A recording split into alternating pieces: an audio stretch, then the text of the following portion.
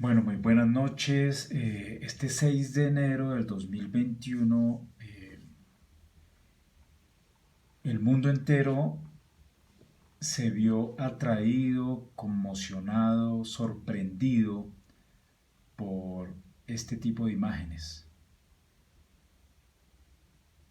En el Capitolio en Washington se iba a ratificar la elección de Biden, el demócrata ganador de las elecciones, y el presidente Trump instó a sus seguidores y a sus votantes a tomarse el Capitolio. Todos vimos esto como si fuese una especie de película a la que los norteamericanos nos tienen acostumbrados, muy al estilo de Hollywood. Hay una pequeña escaramuza de estos votantes que golpean a unos policías y a la prensa prácticamente indefensos. Y lo que a todos nos sorprendió es que un lugar tan importante, políticamente hablando, como lo es el Capitolio en Washington, sea eh, tomado por asalto por esta turba. Y nos sorprendió a todos nosotros porque indudablemente nunca llegamos a imaginar que esta toma fuese de ese orden.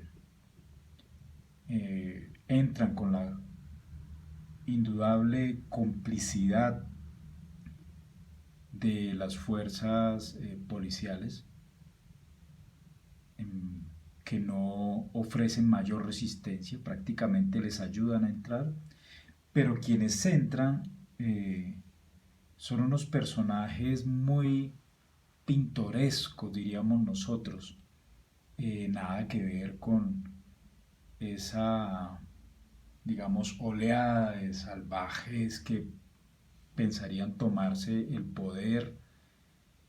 Es decir, aquí es un lugar propio de donde se genera la democracia, donde se exporta además una cierta idea de democracia, pero al mismo tiempo vemos cómo esa idea de democracia, vean por ejemplo este policía prácticamente en esta especie de farsa, ¿no? Tratando de oponerse a estos personajes y en una especie de show televisivo, pues deja que ellos ingresen. Esto es casi que risible, oponiéndose, es decir, eso es realmente un espectáculo, un show montado. La pregunta que nos hacemos ahora y que tenemos que hacernos en clave filosófica es: ¿qué es lo que se está fabricando en Estados Unidos?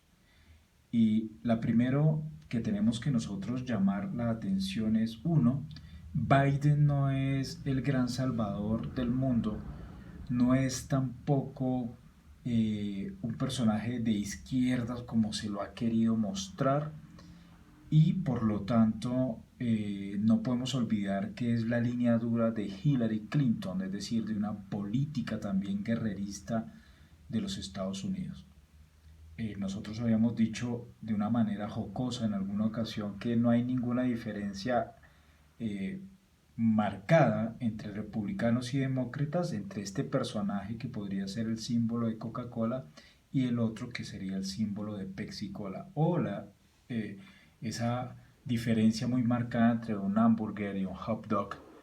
Esto que parecería una broma y que evidentemente podríamos pensar que sí hay diferencias radicales entre el uno y el otro, nos dejan entrever algo que para nosotros es preocupante, y es la idea de cómo la tragedia que se convierte en comedia hoy es un vector importante de la política internacional. Entonces, esto que se está fabricando en Estados Unidos es el ejemplo perfecto de la crisis de la democracia, es el ejemplo perfecto de, para mostrar de qué manera la democracia ya ha tocado fondo. la farsa electoral de los Estados Unidos, porque realmente es uno de los sistemas electorales más frágiles que existen en la contemporaneidad, ha tocado fondo y hoy vemos de qué manera los Estados Unidos, que se han convertido como en el garante de la democracia por el resto del mundo, pues terminan siendo también unos personajes bastante curiosos, porque por todos los lugares donde van, ellos van a exportar esa idea de democracia. Yo quiero recomendarles un texto, El odio de la democracia, de Jacques Rancière. Es un texto muy importante, es un texto muy significativo, donde Jacques Rancière, desde hace un buen tiempo, esto fue publicado en el 2005, eh, está enarbolando esta idea del odio de la democracia por parte de ciertos sectores eh, que se dicen democráticos, ¿sí? Y en este caso, por la misma potencia, por este mismo imperio que trata de exportar una cierta idea de democracia en el mundo, por ahí mismo comienza el odio a la democracia, porque no hay respeto de ciertas democracias, su injerencia constante en ciertos estados, en América Latina, en Oriente Medio, en Oriente Lejano también, es una muestra de que quienes odian grandemente la idea de la democracia son los Estados Unidos de Norteamérica. Y ahora con esta especie de farsa que no es nueva, por eso yo quería mostrarles también alguien que entendió esto de una manera radical, si era un verdadero actor y comediante. En el caso francés me refiero a Coluche. Y Coluche intenta denunciar desde su perspectiva cómica e irónica la farsa de la política, en este caso francesa y también internacional. Y, por ejemplo, acá hace una entrevista a la prensa y vemos a Coluche como vestido con una levantadora y comiendo tartinet con mantequilla y miel, que es uno de los platos preferidos de los franceses, y comienza a hablar de política y a hablar de la farsa de la política, a tal punto que llega a ganar una simpatía tan fuerte por, el, por la opinión pública, que llega a ser candidato presidencial y luego muere en extrañas circunstancias en un accidente automovilístico. Este es un ejemplo también de cómo alguien que había entendido en la misma época de Reagan cómo el espectáculo o el mundo de la comedia podía permearse también en la visión justamente de la vida álgida de la política, de la cosa de la polis. ¿Sí? Entonces, estos son algunos elementos que vale la pena tener en cuenta. ¿Sí? Y por supuesto, eh, nosotros también tuvimos nuestra réplica en el caso colombiano. eh, es el caso de Antanas Mocus, ¿sí? Comenzando justamente la década de los 90, un personaje que venía del mundo de la academia y que de una u otra forma comenzó también en un evento en el cual yo con varios compañeros de la Universidad Nacional fuimos protagónicos, en un evento de artes donde él fue uno de nuestros invitados. Antanas Mocus ingresa a la vida política en un momento donde se le quiere hacer un juicio político a él. Y lo curioso es que este personaje va a utilizar el mismo dispositivo de la cuestión del espectáculo, vistiéndose de superhéroe, generando risas, siendo una especie de clown de la política, a diferencia de un verdadero clown, digamos, como sería Jaime Garzón en la misma época, y termina siendo garante al mismo tiempo de una visión bastante compleja de esa idea de la democracia. ¿Sí? Indudablemente llega a captar también unos grandes flujos de votantes, a tal punto que se convirtió en un ideal y en un símbolo de lo que él llamó justamente esa cultura ciudadana, ¿no? Aquí lo vemos justamente vestido de superhéroe y a mi juicio, más allá de los individuos, este es un síntoma de malestar de la democracia bastante fuerte que denota cómo la democracia ha tocado fondo y se ha convertido en una especie de show permanente, obnubilando y dejando de lado las grandes preocupaciones que atañen a la sociedad.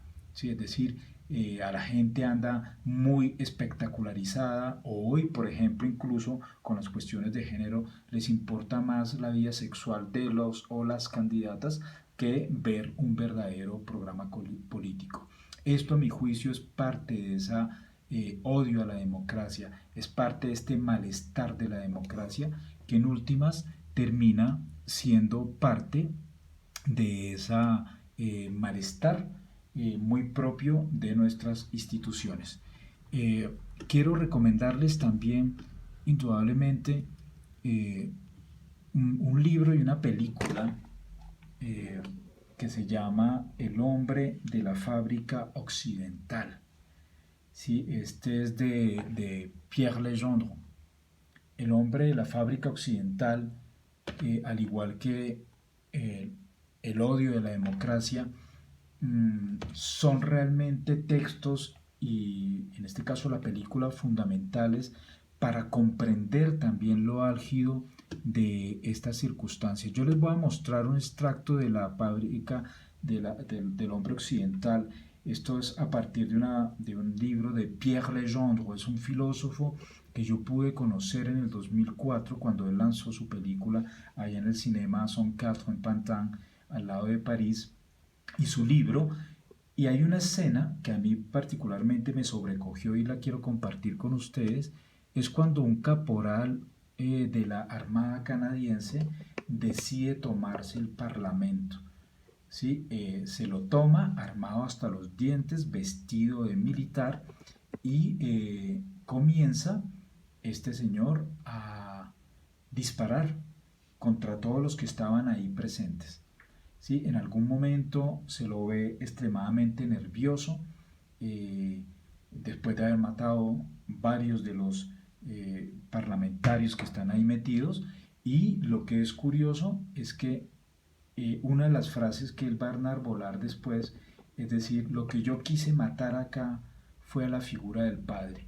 Y ustedes ya entenderán que lo que está aquí en juego, ahí está el caporal, lo que está aquí en juego es justamente en clave también psicoanalítica y filosófica. Yo creo que hay que volver a leer el psicoanálisis para comprender lo que está aconteciendo en la sociedad, para comprender también esas claves de la tragicomedia por la cual nosotros estamos atravesando. Es que efectivamente la figura del padre, en este caso representada por esta institución que este personaje quiere destruir, es emblemática. Por eso, en nuestro contexto, en el caso colombiano, la figura del pater dominus, emblemática en ese gran personaje fascista que de una u otra manera ha usurpado el poder desde hace tanto tiempo, termina siendo hegemónica, ¿no? Imponiendo una mirada patriarcal, pero al mismo tiempo tiránica, ¿no? El pater dominus no solamente es aquel que pretende la paternidad de toda la República y de todo el Estado, sino que puede, como lo menciona el propio Pierre Legendre en su obra, asumir la visión de Abraham y disponer de la vida de su hijo para satisfacer la ira o la dicha de Dios, ¿no? Y en este caso, justamente recordamos lo que pasó allá en Quebec, en el Parlamento. Este personaje, después de tomar todas las armas, llega un personaje que le inquiere y le dice casi que en una mirada paterna de recoger sus cosas y vámonos a casa, ¿no? Y este personaje completamente alucinado, pues obedece las órdenes y después de haber cometido ese parricidio simbólico, se va a la casa. Un crimen que horrorizó a todo el mundo, que quizás se ha olvidado ahora por el tiempo, también en la década de los 80, y ahora nos parece significativo recordarlo, porque de todas maneras para volver al asunto de lo que estaba aconteciendo en Estados Unidos, pues de una u otra manera nos... El malestar de la democracia, entonces, traducido en esta especie de tragicomedia, es a nuestro juicio algo realmente preocupante. Es algo realmente preocupante porque hemos visto de qué manera lo que acontece en Estados Unidos se va a replicar también de una manera radical en otros contextos. Sí, el caso, por ejemplo, también de Guaidó es uno de los más emblemáticos de esta tragicomedia de la política hecha realidad. Un personaje salido de la nada llega al recinto de la democracia, se autoproclama presidente y lo peor es que tanto la Unión Europea como Estados Unidos, varios estados cómplices, reconocen a este farsante como presidente sin haber ni siquiera hecho campaña política. Entonces nosotros estamos aquí frente a un verdadero hecho preocupante de la democracia. Ese odio de la democracia del que hablaba Jacques Rancière, hoy lo vemos más también como un malestar de la democracia bastante grave. La democracia ha tocado fin. Esa idea de que el demos es el que gobierna, elaborada por los griegos antiguos, hoy ya no tiene ningún sentido. Esa idea de que el demos es el que rige su destino, hoy no tiene sentido. Es el espectáculo, es el show más banal el que está hoy rigiendo el destino de las naciones. Entonces, creo que es el momento para ver cómo o se le da un giro total a estas reglas electorales de la democracia, como lo plantea incluso en términos casi anárquicos el mismo Jacques Rancière, o seguiremos asistiendo a una tragicomedia, comedia que deviene además tragedia y en la cual nosotros solo nos limitaremos a reír o a llorar.